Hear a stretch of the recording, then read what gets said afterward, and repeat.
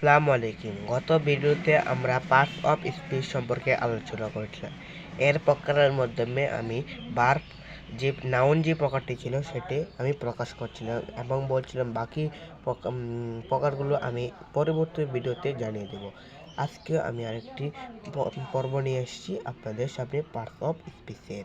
এখানে 2 নম্বরের parts of স্পিচের মধ্যে 2 নম্বরে রয়েছে প্রনাউন অথবা সর্বনাম, যা নাউনের পরিবর্তে যাহা কিছু বসে তাই প্রনাউন, যথা আই, উই, ইউ ইত্যাদি। এখানে I, went, go, show, she এগুলো হতে পারে। অবজেক্টিভ, তারপর 3 নম্বরে রয়েছে অবজেক্টিভ।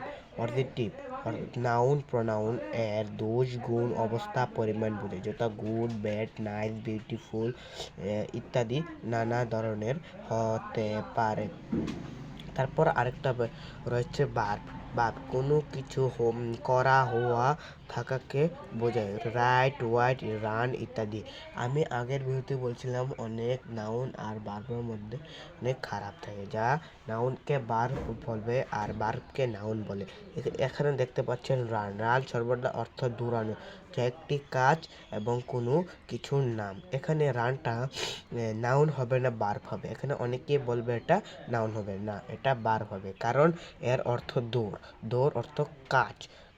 দৌড় এলো একটি কাজ। অন্যদিকে এক্সিটটিকে কি বলছে, এর দোষ, গুণ বোঝায়, গুড, ব্যাড এগুলো তো নাউন ছিল।